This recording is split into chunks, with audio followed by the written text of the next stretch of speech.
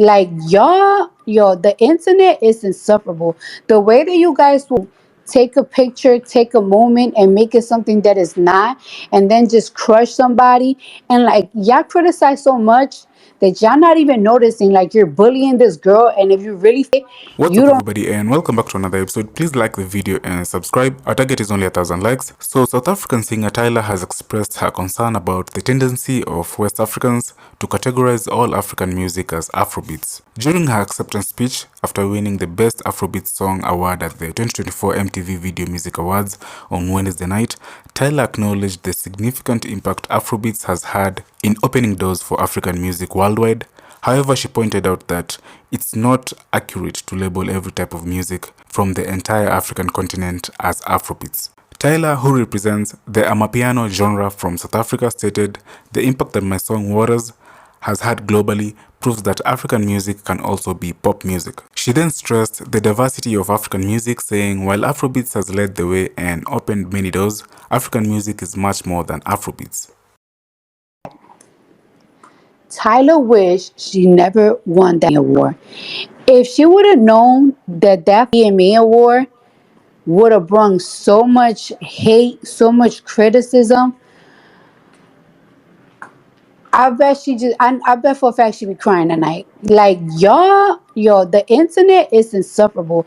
The way that you guys will take a picture, take a moment, and make it something that is not, and then just crush somebody, and like y'all criticize so much that y'all not even noticing. Like you're bullying this girl, and if you really think about it, you don't really have a reason to. Like you really, really don't have a reason to, but you making this a reason because you already don't like her for whatever reason, like something about her that y'all just probably don't like, and I don't know what it is, but y'all are doing too much and it's disgusting. First thing first, I seen a video of her asking Lil Nas X. I saw a video of her asking Lil Nas X to hold her award. And let me tell y'all something. I have asked other artists to hold my awards for me, myself. Because them bitches is the size of a motherfucking fat baby, bitch. Like that. Like those awards be so heavy, and then like when you have heels on and you put pressure on top of yourself, it really feel like your leg starts to wobble. Like no lie, those awards are very heavy. Then you gotta worry about doing a speech and looking good while you're 10-pound baby on hands. So I just don't think that you guys understand how heavy the awards are. And also, I met Tyla in person. I'm 5'3". I'm 5'3", so I'm already like short. She's shorter than me, and no lie, she's shaped really beautifully, but she's very very skinny like Mariah type of skinny. Like she has to weigh like 109 pounds. So imagine you 109 pounds and you gotta carry a 10-pound award with heels.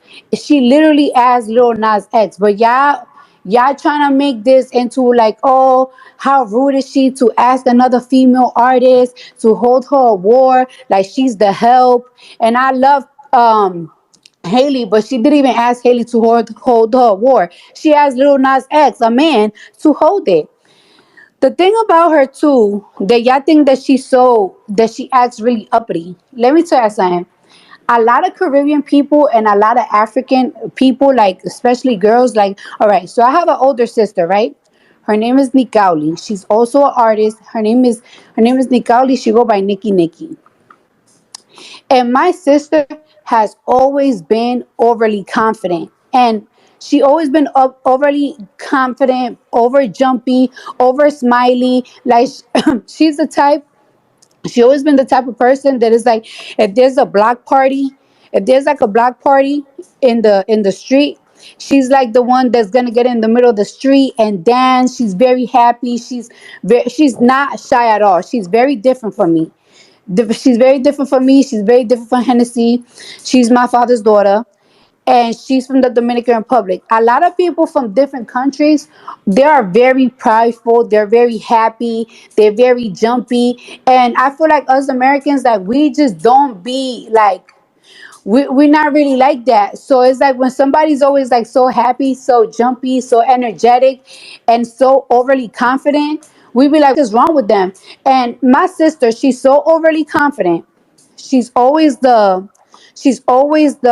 life of the party, and also she's very pretty and she has an amazing body. So she always tries to prove to people like she's not easy. Like she likes to prove to people like, hey, no, I'm not like these other girls. I don't get down like that. I'm not a hoe. So sometimes when like y'all see Tyla like trying to prove like, oh no, I'm not dancing next to Usher, blah blah blah. I don't think that she's trying to like act like she's better than people. I honestly feel like sometimes people just, when somebody's so overly confident, they have to also overly prove that they're not easy bitches, because sometimes people really think that about you. And I feel like you guys are being really harsh on this girl. She's 22 years old. Also, do you know how hard it is to be a person from a different country trying to adjust to America? So she's a new artist, 22 years old, trying to adjust to America, and out of nowhere, you guys are angry, making think pieces about a bitch that barely speaks.